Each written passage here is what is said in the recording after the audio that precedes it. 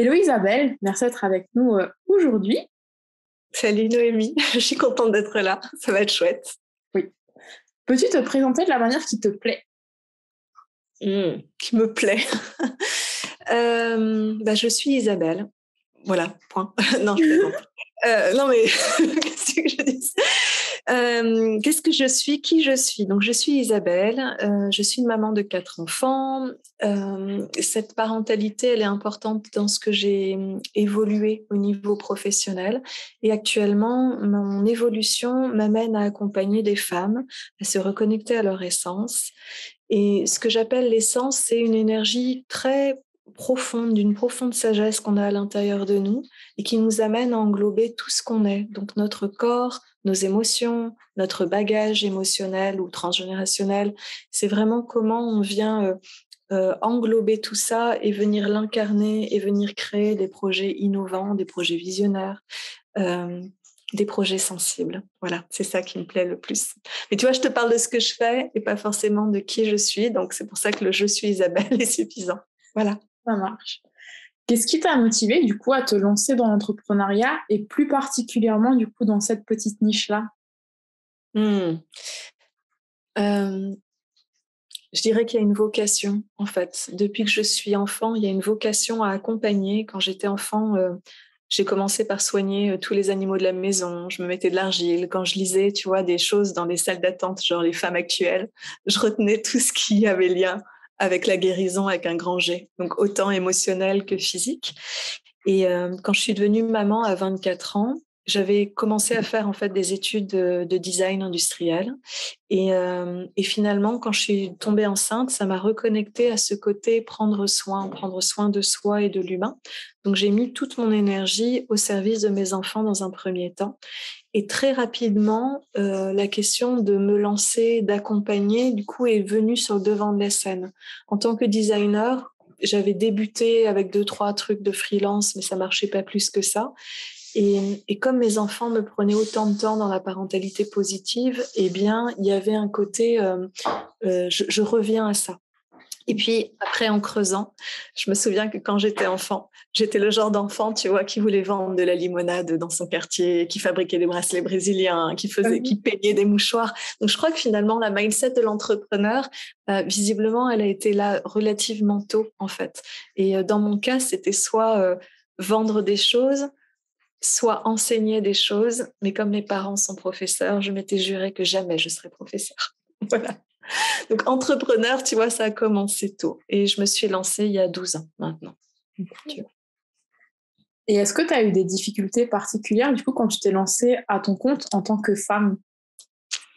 Alors, pas en tant que femme en tant que telle, parce que finalement, tu vois, cette vocation d'accompagnement, elle a commencé donc dans tout ce qui était accompagner les bébés, accompagner la parentalité. À l'époque, il n'y avait pas tant de choses que ça qui existaient. Maintenant, il y a beaucoup de livres, il y a beaucoup de formations, il y a beaucoup de choses. Mais à l'époque, il a fallu tout presque défricher à la machette, tu vois. Donc, le fait d'être femme n'était pas vraiment un problème puisque finalement, la parentalité, l'accompagnement à la naissance, c'est quand même des domaines où essentiellement il y a des femmes. Donc, je dirais, c'est même un plus. Si j'avais été un homme disant que je voulais faire de l'accompagnement d'accouchement à domicile, je pense, enfin, à l'époque, c'était déjà tellement nouveau de parler de doula ou autre que voilà, ça ne se serait pas posé comme ça. Entre-temps, j'observe que le domaine de l'accompagnement est quand même essentiellement féminin et d'ailleurs les clientes qu'on va avoir, on a toujours une majorité de femmes et une minorité d'hommes. Et même quand je discute avec des collègues hommes, ils ont eux aussi dans leur clientèle essentiellement des femmes et quelques hommes seulement. Donc voilà, typiquement dans le métier que je fais, être femme n'est pas un dénominateur qui soit ni pénalisant ni amplifiant. C'est juste un état de fait, en fait. Là où je vois que ça joue, en revanche, mon compagnon est entrepreneur et je vois qu'on n'a pas du tout le même regard, en fait.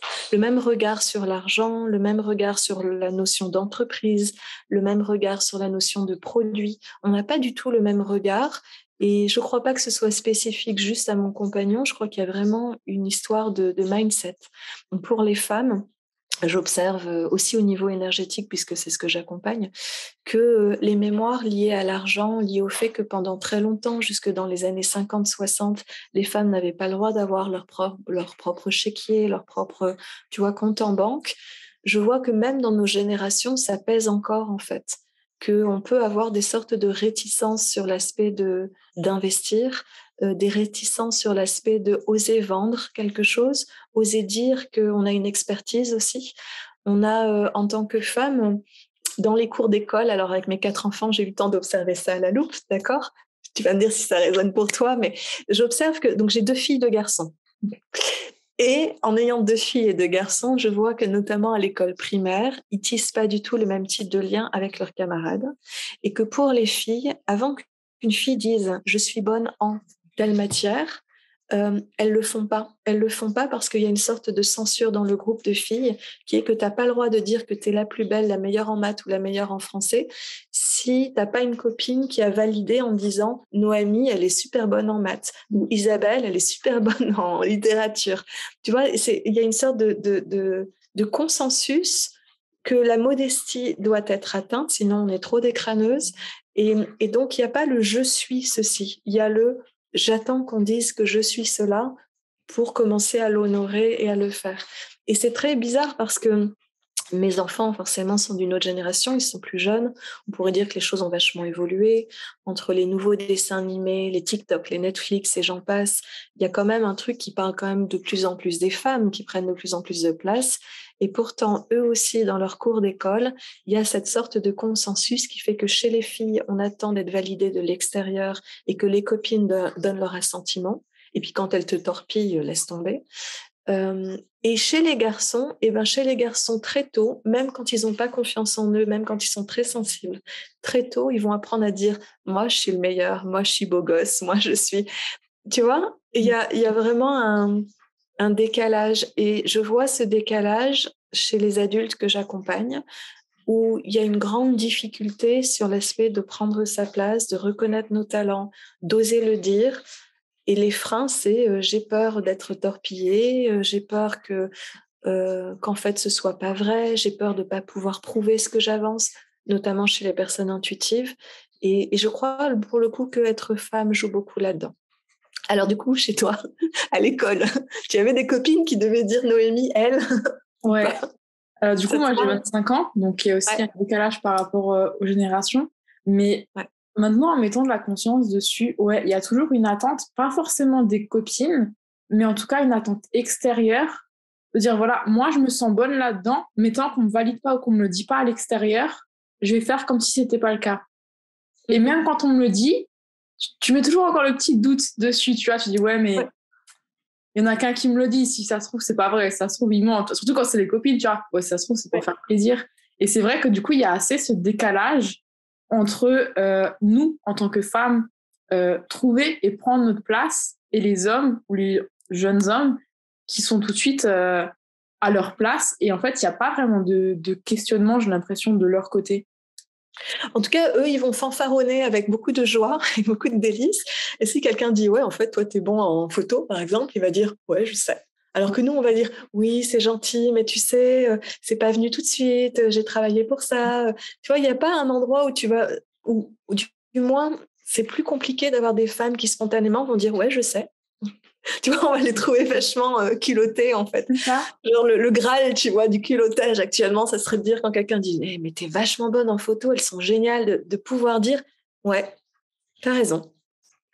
Ou même d'arriver chez toi et de dire « ah, j'ai déchiré sur mes photos aujourd'hui, elles sont trop canon, quoi ». Tu vois, et ça, je trouve que c'est un frein parce que j'observe qu'il y a un phénomène important dans le fait de dire ce qu'on fait, déjà dire ce qu'on fait, et ensuite en être fier. Et pour moi, il y avait derrière une question d'intégrité, c'est-à-dire qu'avant, effectivement, d'être sûr que ce que je fais va être bon, va être utile, va ne pas nuire, tu vois, on prend beaucoup cette charge de ne pas nuire quelque part. Et je suis sûre que même dans la photo, on aurait quelque chose de cet ordre-là. Je vais raconter une histoire familiale pour celles qui ont d'ailleurs, que famille ou pas famille, mes ex-beaux-parents, quand ils accompagnaient, quand ils avaient mes enfants, à chaque fois que mon ex-belle-mère faisait à manger, elle disait regarde, c'est les meilleures choses chez papy et mamie, les meilleures pommes de terre du jardin, le meilleur, j'en sais pas moi, le meilleur rôti, toi, le meilleur gâteau.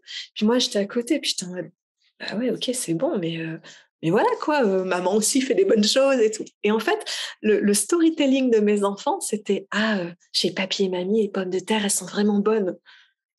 Oui, enfin à la maison aussi, tu vois, des pommes de terre, c'est des pommes de terre. Mais non, eux, ils ont enregistré à force d'entendre ça régulièrement que chez papy et mamie, la nourriture est bonne. Et c'est intéressant parce que moi, je me serais pas autorisée à faire ça. Et puis un jour, mon compagnon actuel m'en fait la remarque. Et parce que les enfants avaient dû critiquer un de mes plats ou un truc comme ça. J'en étais pas malade non plus, hein, mais je trouvais qu'ils s'exagéraient, quoi. Des pommes de terre, c'est des pommes de terre, tu vois. Voilà. Et puis comme en plus, c'est mes ex-beaux-parents, tu vois, il y a un endroit où j'ai aussi envie, moi, qu'on parle de moi, là, dans le temps présent, qu'on parle plus de mes ex-beaux-parents, tu vois. De pas être comparé à sa belle-mère, c'est quand même vachement plus agréable. Et donc, mon compagnon observe ça, me fait la remarque et me dit, tu vas voir, pendant quelques temps, on va dire que nous, on fait les meilleures pizzas de l'Ouest. On a joué à ça, en fait. On a joué à dire, moi, je suis la meilleure, je sais pas, pâtissière, le meilleur pizza de l'Ouest, le meilleur ceci ou cela. Et effectivement, après quelques temps, mais pas longtemps, les enfants ont adopté ce storytelling-là. C'est à la fois amusant et en même temps super flippant de voir qu'on adopte rapidement un point de vue en fonction de ce que la personne va incarner et va répéter. Et je trouve que finalement, dans nos métiers d'entrepreneuriat, de s'amuser avec ça, de s'amuser avec le storytelling. Il ne s'agit pas de mentir, mais il s'agit de s'auto-louanger. C'est une technique aussi de développement personnel, l'auto-louange. Ça peut permettre de débloquer certains freins qu'on va avoir sur l'image de soi ou sur comment on se présente et de commencer à s'amuser et à se régaler, à, à pétiller en fait dans ce qu'on propose, tu vois, et de voir si ça change quelque chose ou pas pour notre audience, si on se prend au jeu ou pas en fait. Parce qu'au fond, on a conscience qu'on est quasiment 8 milliards sur Terre et que en tant que thérapeute, coach, photographe, artiste, il y a toujours des millions de personnes aussi qui font de l'art et qui font de l'accompagnement et qui sont super dans ce qu'ils font, tu vois. Donc en vrai, jouer à être le meilleur d'eux, ça, on est d'accord, ça n'a pas de sens. Mais s'amuser à en rire peut changer quelque chose dans la façon dont on se présente et peut faciliter les choses, en fait. Tu vois? Ouais, c'est une bonne approche, je trouve. Voilà, tu te souviendras la prochaine fois qu'on doute de tes photos, que toi tu doutes de toi, tu diras non, moi je fais les meilleures, donc tu es à l'Est, hein, donc moi je fais les meilleures photos de l'Est pour les entrepreneurs. Tu vois, il y a un côté, on pourrait même jouer avec des photos, tu sais, genre Wanted dans l'Ouest. Ouais. Photographe, elle est où? Elle est là. Qui est la meilleure photographe? Elle est là. Tu vois, il y a un truc où on peut commencer à en rire un petit peu en fait de nos peurs et de nos freins. Et, et on aura toujours une part d'inquiétude qui dit bah ouais, mais ça se trouve les gens ils vont croire que je m'y crois vraiment. Et tu peux leur expliquer de temps en temps que c'est un jeu, mais que quand tu joues ce jeu, c'est vachement plus pétillant. Et que ces personnes peuvent aussi jouer avec toi en fait, tout simplement, tu vois. Donc voilà, tu me diras si ça marche ou pas, mais ça marche. J'observe. Pas de souci. Quelle est, toi, ta vision de l'image et de la confiance en soi?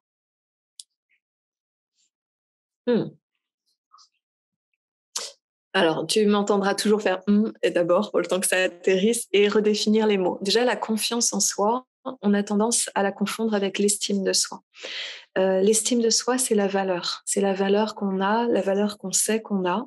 Et comme je suis aussi coach en Human Design, il y a des personnes dans leur Human Design qui vont avoir une valeur qui est définie et d'autres qui vont être beaucoup plus des caméléons. Donc cette question de valeur, alors ils ont de la valeur, hein, mais sentir la valeur en soi, on n'est pas tous égaux par rapport à ça.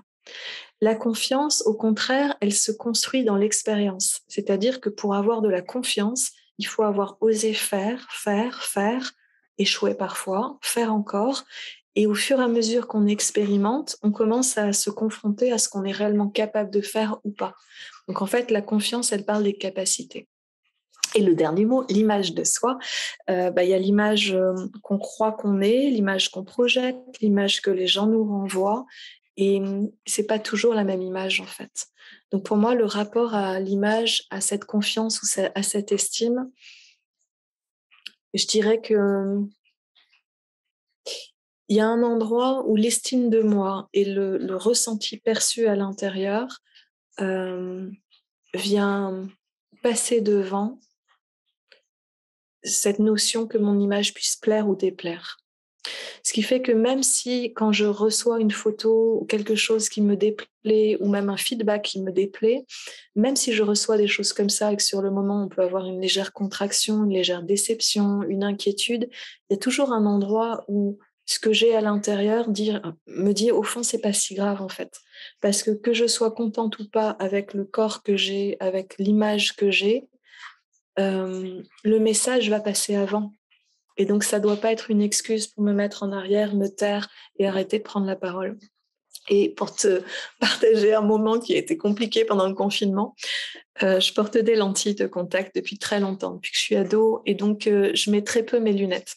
Et si je mets mes lunettes, c'est le soir. Donc, c'est associé pour moi au fait d'être en pyjama, d'accord? Pendant le confinement, je me suis pris une espèce de conjonctivite qui m'a semblé durer des mois et des mois. Et dans le confinement, il y a eu beaucoup, beaucoup, beaucoup de demandes d'accompagnement, puis moi, des envies aussi créatives de faire des lives, de faire des choses comme ça. Et donc, il y a eu des jours où je grognonisais dans mon coin, j'attendais que ça passe, tu vois, 1 jour, 2 jours, 3 jours.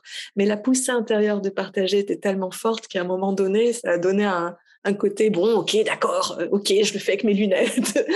Donc, je me sentais dans cette image-là, avec mes lunettes, avec cette impression d'être en pyjama, je me sentais minable, entre guillemets, tu vois, avec l'œil en plus rouge, un petit peu gonflé, pas totalement bien dans mes baskets à ce moment-là.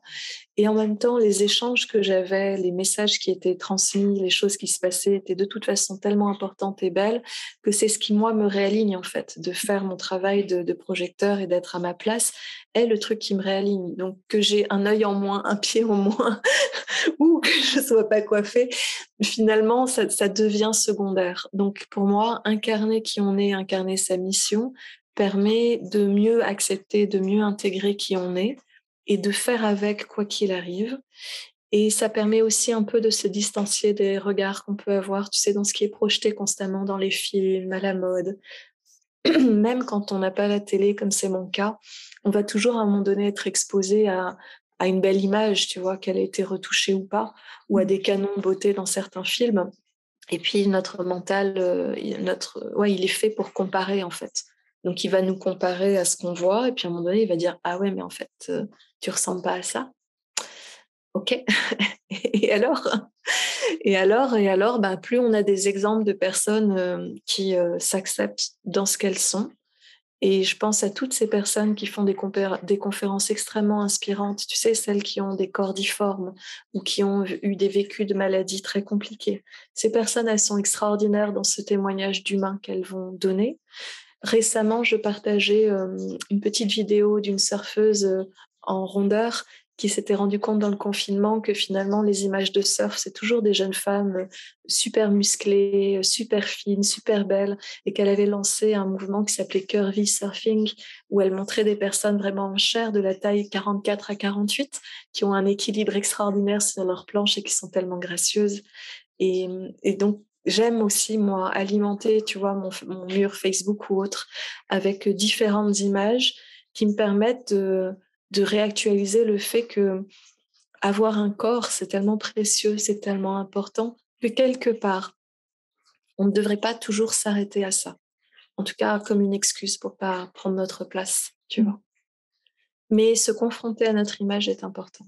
Et les photos, se voir même en mouvement, tu sais, le nombre de personnes qui n'aiment pas leur voix ou leur film, qui supportent pas de se regarder, c'est de temps en temps apprendre à se confronter à ça. Alors, on n'est pas obligé de tout regarder, de s'écouter pendant des heures non plus.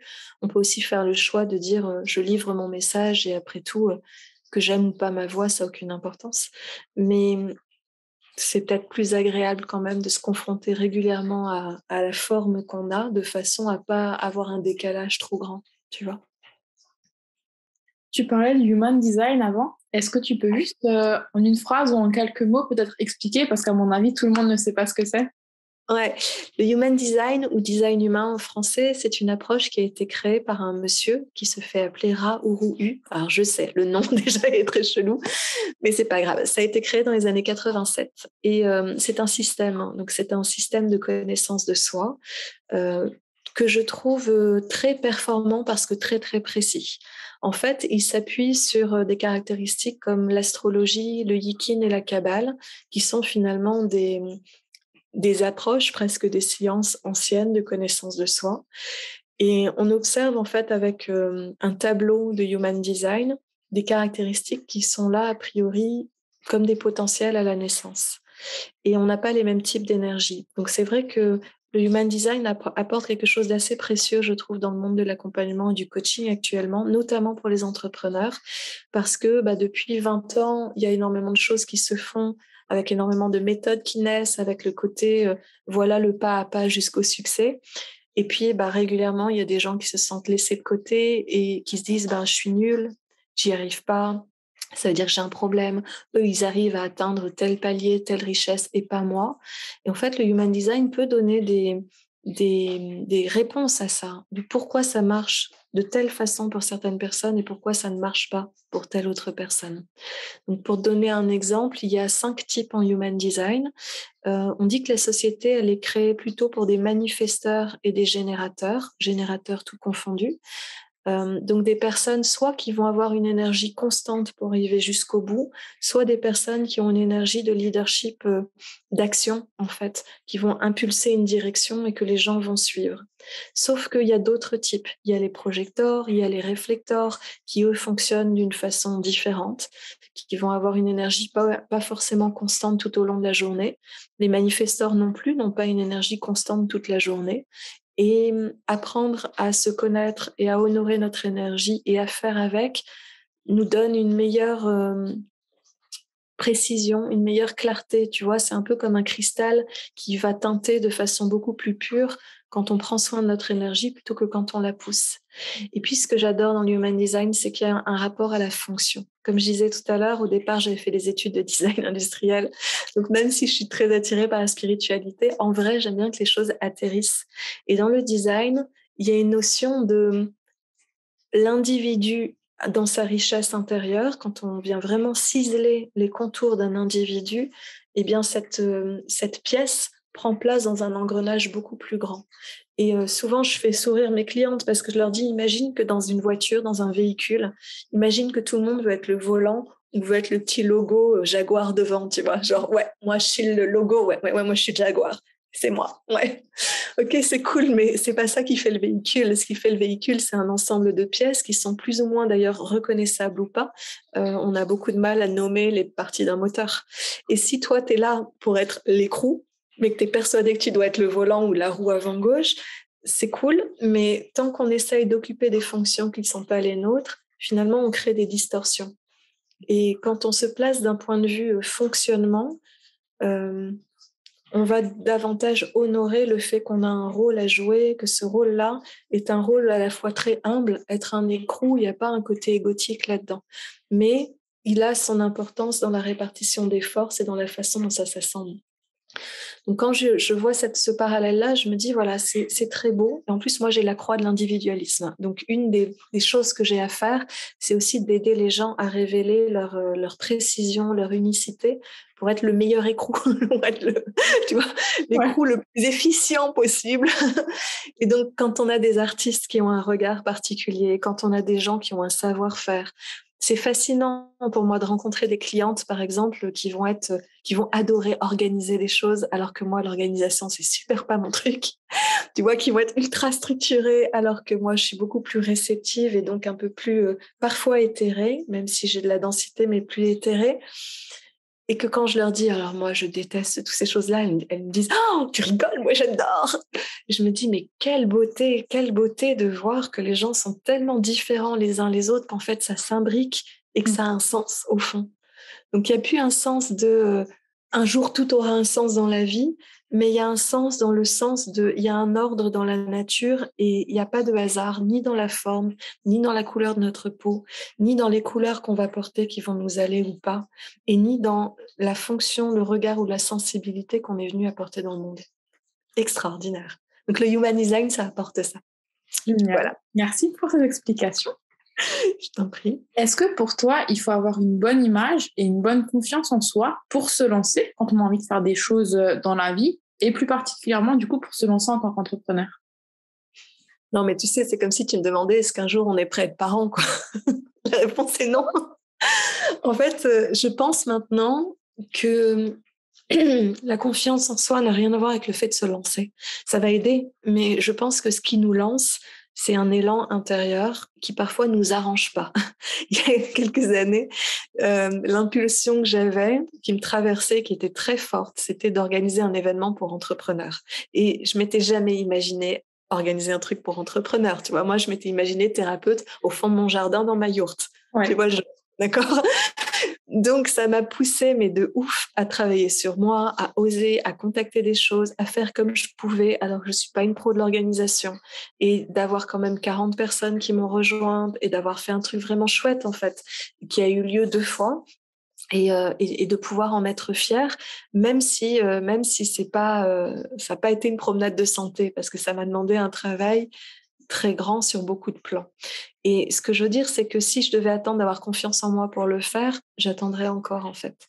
Donc pour moi, il y a un élan, et c'est ça que j'appelle l'essence aussi, c'est qu'il y a un appel, et c'est ce que j'aime accompagner. Les appels des personnes qui savent pas du tout c'est quoi l'appel, où ça les emmène, c'est de les aider à atterrir ça et à commencer à donner une forme à cette énergie-là. Donc pour moi, la confiance en soi, encore une fois, elle va s'acquérir au fur et à mesure qu'on ose écouter cet appel et qu'on ose y aller. Et on ne sera jamais prêt. On ne sera jamais prêt quand il y a des grands bons. Jamais, en fait. Quand les gens parlent de saut quantique actuellement, ça a l'air toujours très mignon parce qu'au moment où elles célèbrent le saut quantique, tu vois, elles ont la coupe de champagne à la main. La réalité, c'est que pendant au moins 6 mois, voire 1 an avant, elles ont galéré, elles en ont chié, elles ont eu peur, elles ont eu des crises d'angoisse. Toutes ces personnes-là, elles vivent des choses très intenses avant un saut quantique ou avant un saut de quoi que ce soit. Donc, si on devait attendre d'être prêt pour le saut, on bougerait pas, on resterait plutôt dans notre confort. Mais va savoir comment, pourquoi la vie a tendance à faire ploup, ah putain, j'avais des ailes, je ne savais pas, tu vois. Donc sur la confiance, là par contre où ça va jouer, je dirais que c'est quand on est sur un palier, en fait, c'est d'accepter de réactualiser l'expérience qu'on vient de vivre, accepter de se dire que on n'est pas ce qu'on croit. C'est-à-dire que le regard qu'on a sur nous, qui parfois est très limitant et très enfermant, c'est pas ce qu'on est, c'est pas ce qu'on croit.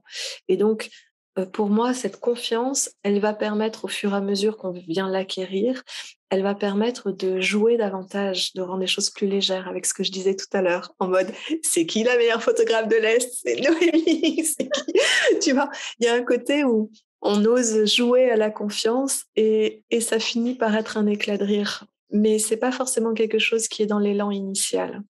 Et c'est important parce que, tu vois, en tant que maman et en tant qu'accompagnante aussi de beaucoup de parents, moi-même, je suis vraiment tombée là-dedans, quand je suis devenue maman, les enfants sont passés avant tout.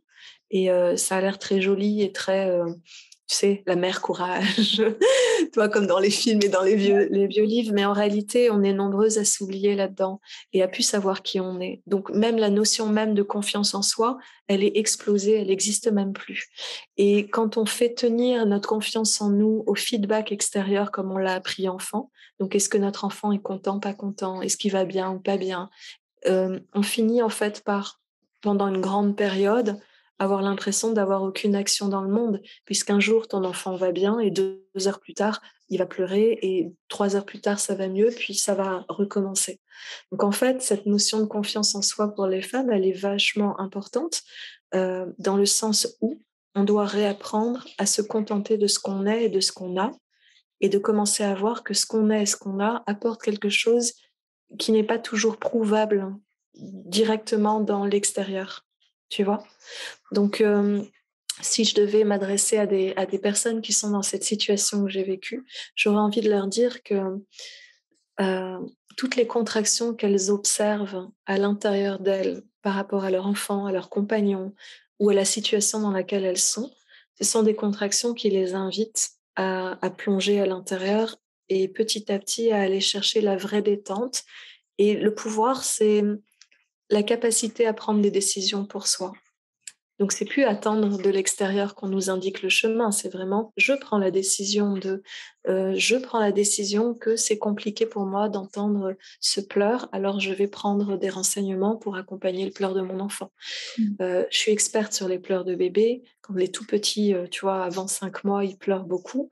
On croit que ça va passer tout seul ou que quand la maman va être très maternante, ça va permettre d'avoir moins de pleurs. Non, déjà reconnaître un pleur et aller le rencontrer, ça permet aussi de comprendre que ça appartient à l'enfant et qu'on travaille avec des individualités qui viennent se mettre en engrenage, tu vois. Donc voilà. Donc pour moi, il y a quand même une histoire de reprendre le pouvoir, de prendre des décisions pour soi. Et la puissance, finalement, c'est quoi? C'est pas le gros truc énergétique où tu vois, tu aurais la baguette magique et ça y est, t'es puissant sur tout. C'est finalement la capacité à agir pour nous dans notre environnement et à évoluer. Et se donner cette autorisation-là, c'est déjà beaucoup. Donc pour moi, la confiance en soi, elle s'acquiert déjà à partir de la constatation que ça ne va pas et qu'on a envie d'autre chose. Si je dois faire appel à une photographe pour l'image de moi, je vais soit avoir envie de montrer quelque chose dans mon entreprise ou des moments en famille ou des choses comme ça, soit je vais observer que je ne suis pas à l'aise avec mon corps et je vais avoir besoin de beaucoup de photos, de plusieurs photos pour petit à petit en faire le tour et apprendre à me trouver belle. Et je vais peut-être avoir aussi besoin que des gens à qui je vais montrer ces photos fassent un feedback positif, même si moi j'ai un mauvais feeling par rapport à cette photo, pour que petit à petit je puisse entendre et comprendre que le regard que je porte est biaisé. Tu vois, il y a vraiment aussi une histoire d'enlever les voiles qu'on a devant le regard de nous à nous et de nous à la vie. Je rebondis sur ce que tu me dis par rapport à la photo. Oui. Justement, dans l'entrepreneuriat, j'ai vu que toi, tu utilisais des photos de toi ou ton image, alors je le mets vraiment entre guillemets, utiliser son image dans l'entrepreneuriat, c'est quand, pour moi, tu utilises du coup des photos pour illustrer des posts ou que tu fais des lives justement en face cam. Est-ce que pour toi, ça a toujours été facile et une évidence de te montrer comme ça pour parler de ce que tu fais, ou est-ce qu'il y a eu un déclic ou un cheminement pour que tu arrives là où tu en es aujourd'hui? Alors, sur l'aspect de montrer des photos, pas du tout. À la limite, parler aux gens, être en mouvement, ça, c'est venu relativement facilement. Une fois que j'ai commencé à comprendre un peu comment cliquer au bon endroit, et encore, je me suis loupée sur Instagram la dernière fois, donc voilà. Mais j'allais dire, tant que j'ai un message à partager, ça va. Montrer juste ma photo toute seule, là, ça a été vraiment un cheminement et c'est vraiment pas évident. Parce qu'en fait, donc souvent, je suis traversée par des énergies plus grandes que moi. Et j'ai une préférence pour l'écrit, j'ai une préférence pour partager ces choses-là à l'écrit, et puis quand je peux, parfois de façon verbale. Mais ce que j'ai observé, et là c'est vraiment en tant qu'entrepreneur, c'est que dans les choses qui sont plus grandes et qui me traversent, parfois les textes qui me viennent sont légèrement impersonnels. Ils font pas toujours appel à mes émotions et à mon histoire.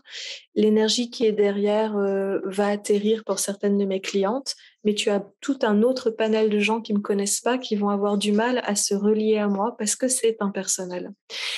Et pour se relier entre nous humains, on a besoin d'émotions. On a besoin de pouvoir vibrer par résonance sur une histoire qu'une personne raconte qu'elle a vécue ou sur ce qu'elle est ou sur, tu vois, quelque chose d'humain en fait. Donc quand je suis traversée par des choses non humaines, qui ont l'air d'être des énergies de la nature, peut-être des énergies stellaires, j'en sais trop rien, c'est pas très important, mais je vois vraiment la différence de ton.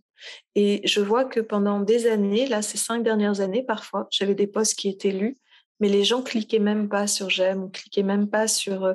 et puis, surtout, ils interagissaient pas, en fait. Ils recevaient, mais c'est impossible de savoir ce que ça leur a fait ou pas. Et parfois, c'est en MP qui m'envoyait un mot, parfois même des mois plus tard, pour me dire que tel post les avait touchés ou que ça avait créé une prise de conscience super profonde comme si ça mettait du temps à émerger, tu vois. Donc ça, c'est un des effets dans ma communication. Et donc, ces derniers temps, ces derniers mois, totalement dépitée, j'ai constaté que quand tu mets une photo de toi, les gens like. Oui. Donc, il y a un endroit où je t'avoue, j'ai un côté... alors là, alors voilà. Tu vois, dans le dialogue intérieur, ça donnerait. Alors voilà, ok, on en est là. Il va falloir que je monte ma tête, quoi. mais comme si ça avait à voir avec ce qui me traverse. Tu vois, il y a un endroit où c'est décalé et en même temps, les personnes ont besoin de se relier à un visage, ont besoin de se relier à une histoire. J'ai un humour particulier, comme tu peux le voir, et quand je fais des séances avec mes clientes, mais on est morte de rire, on se bidonne sur justement le truc dont on parlait sur la confiance en soi, quand on commence à rigoler et en jouer, ou même certains drames qu'on a vécus, et quand on le voit sous un autre point de vue, on finit par dire quand même, c'est marrant, et en rigoler. Mais c'est pas des choses qui transparaissent dans mon écrit. Et en fait, pour que les gens viennent me rejoindre, quand je mets là de plus en plus de photos de moi, en général, je vois qu'ils sont heureux finalement de pouvoir cliquer, de pouvoir honorer. Et finalement, moi, ça me fait plaisir aussi quand j'ai des amis ou entrepreneurs qui de temps en temps montrent une photo d'eux. C'est difficile à analyser, mais je vois que effectivement, je vais avoir peut-être envie de les encourager, de mettre un petit mot, davantage que si c'est juste un texte avec même une très belle image prise sur Unsplash ou ailleurs. À moins que l'image soit magnifique, en général, on va comme moins cliquer, on va regarder, on va plus consommer et moins s'arrêter. Donc c'est vraiment un cheminement et un apprentissage d'accepter mon image, qu'elle soit bien ou pas bien, que j'ai mes lunettes ou pas mes lunettes, que j'ai le gros sweat à capuche ou que je sois habillée tout mignon. De commencer à dire, OK, ça fait partie des atouts que je peux avoir en tant qu'entrepreneur, de pouvoir montrer une image. Et puis récemment, notamment en en triant les photos dans la maison de mes parents, j'ai retrouvé plein de photos de moi enfant, plein de photos de moi ado. Et la conclusion, en regardant toutes ces photos, c'était qu'en fait, j'étais vachement canon. J'étais vachement belle et que je le percevais pas du tout comme ça. Et que c'est toujours plus facile de se regarder sur les photos d'il y a 5 ans, d'il y a 10 ans, en disant « Ah, mais en fait, j'étais belle ». Et d'aujourd'hui dire oui, mais regarde, là, je suis fatiguée, j'ai des rides, j'ai ceci, j'ai cela. Ben non, là, j'ai décidé que mon nouveau paradigme, c'est de dire que je suis belle maintenant. Parce que dans 5 ans ou dans 10 ans, je regarderai les photos d'aujourd'hui et je dirai ah, j'étais bien à l'époque. Et donc, non, j'en ai marre de cette distorsion dans le temps. Et donc, il y a un endroit là actuellement, tu vois, depuis 15 jours que j'ai fait ce voyage pour trier la maison de mes parents, d'en revenir. Il y a beaucoup de fatigue, il y a beaucoup de cernes encore, mais il y a un endroit où je me dis, mais non, mais en fait, je suis super belle maintenant, en fait. Voilà. Donc, je leur ai même fait un post pour leur annoncer ça à mon audience. Et être belle maintenant, ça ne veut pas dire de temps en temps, je ne vais pas avoir une contraction en me regardant, mais ça veut dire que je vais me regarder plus attentivement et apprendre à englober avec amour ce qui est là maintenant, parce que dans 5 ans, dans 10 ans ou dans 20 ans, je ne sais pas dans quel état je serai en fait physiquement. Et que je sois charnue, pas charnue, les joues creusées ou pas joues creusées, qu'en fait, je suis belle. Voilà. C'est qui la plus belle de l'Ouest? Et du coup, quand tu partages des photos, est-ce que tu es plus à sortir ton téléphone, faire une photo spontanée parce que ça te paraît être en énergie avec ton poste, ou est-ce que tu vas plutôt être à prendre des photos avec quelqu'un, que ce soit un professionnel ou un de tes proches, ou comment tu gères?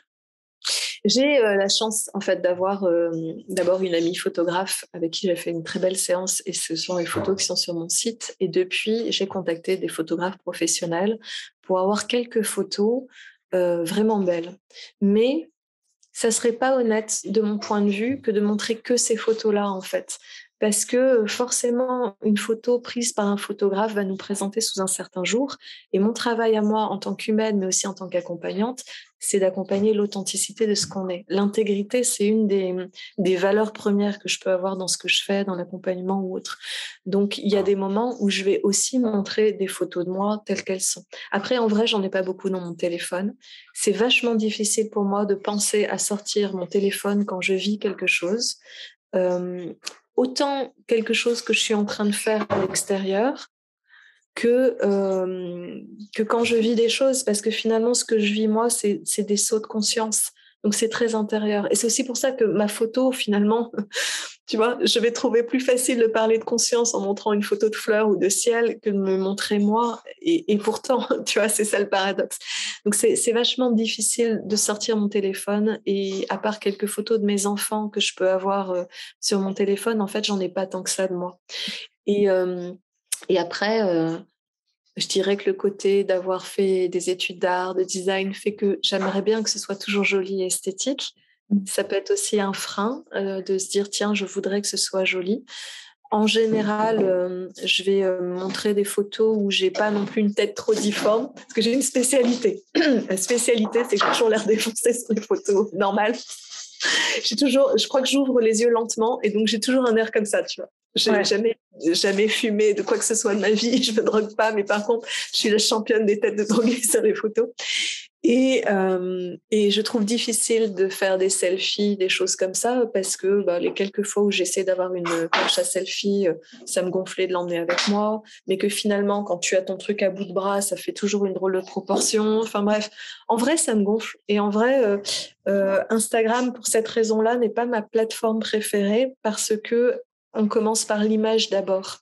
Alors que moi, c'est les mots et le texte d'abord qui vient, et après, éventuellement, il y a une image. Voilà. Ça marche. Tu vois. Voilà, pas évident, quoi. Ouais. Est-ce que tu aurais un partage à faire, que ce soit un livre, une série, un film, un podcast, peu importe, ou quand tu l'as découvert, tu t'es dit ça, tout le monde devrait connaître?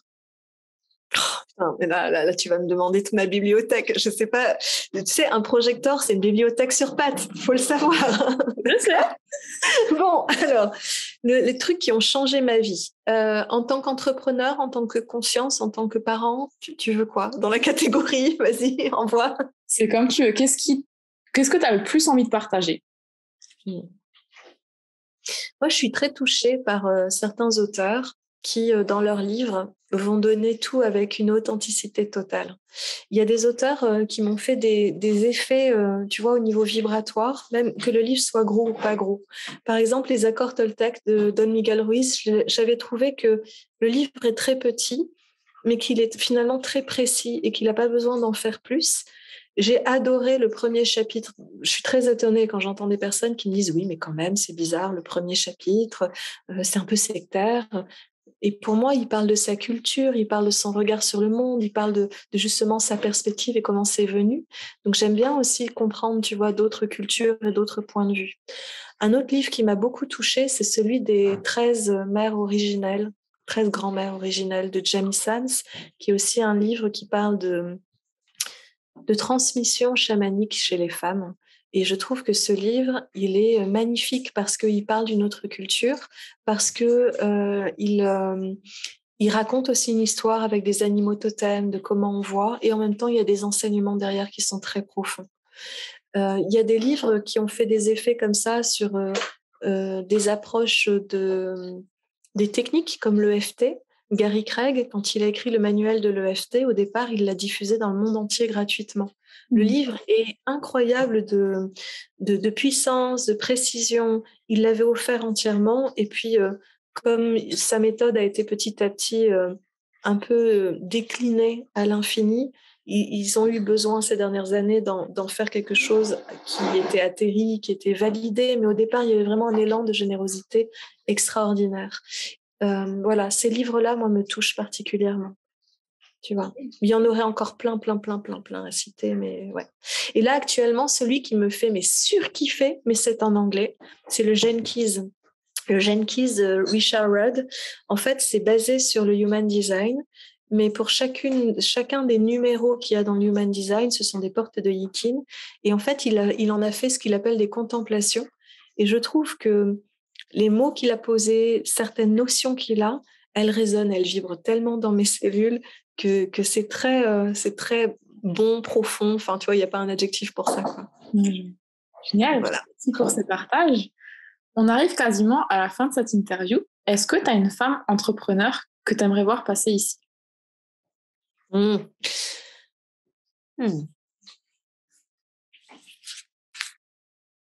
C'est pas facile pour moi de te répondre parce que habituellement, je ne suis pas fan de grand monde. Donc il y a des gens que je suis, mais j'ai jamais eu le comportement de la fan modèle. Et récemment, j'ai travaillé avec une personne que j'admirais depuis des années, depuis 2013. Et chaque fois que je fais ça, ça tue, entre guillemets, la fanitude. Ok. Donc, cette personne s'appelle Hiro Boga. C'est une personne qui vit au Canada et qui est anglophone et qui a une sagesse profonde, en fait. Quand elle écrit, c'est comme une poésie, moi, qui me touche profondément en plein cœur. Et c'était génial, du coup, de pouvoir lui parler. Et en même temps, il y a un endroit où je vis presque un petit deuil, tu vois, un petit manque j'ai plus ma femme. Voilà, en termes de personnes francophones, il y a pas mal de gens actuellement qui font des chouettes choses, mais j'aurais du mal, tu vois, à te dire qui en particulier j'ai envie d'écouter, j'ai envie d'entendre. Si, tiens, quand je te dis ça, il y a une personne que j'adore, que ça fait longtemps que j'ai pas entendue et pas écoutée justement en interview. Elle s'appelle Malou Moulis. Elle est artistologue pour être plus précise. Donc, si tu as cette fibre artistique, tu risques de kiffer de parler avec Malou. Et Malou, elle a écrit un livre qui s'appelle Ma vie et mon labo. Et c'est pareil, c'est un livre d'une intégrité et d'une précision vibratoire énorme parce que à la fois, elle raconte sa vie avec certaines expériences qui ont été extrêmement douloureuses et extrêmement transformatrices sur la conscience. Et elle a réussi en fait à l'écrire d'une telle manière que tu sens la vibration derrière et que tu sens l'enseignement qu'il y a eu en même temps. Et je trouve que c'est une performance à la fois artistique, à la fois vibratoire. Et elle a une énergie à la fois drôle, à la fois forte et puissante et qui bouscule. Et voilà, une artiste avec un grand A en fait. Donc n'hésite pas à la contacter de ma part parce qu'elle est extraordinaire, Malou. Ça marche, je ne manquerai pas. On arrive à la fin de cette interview. Est-ce que tu as un dernier message, partage à faire passer aux personnes qui ont regardé l'interview en entière?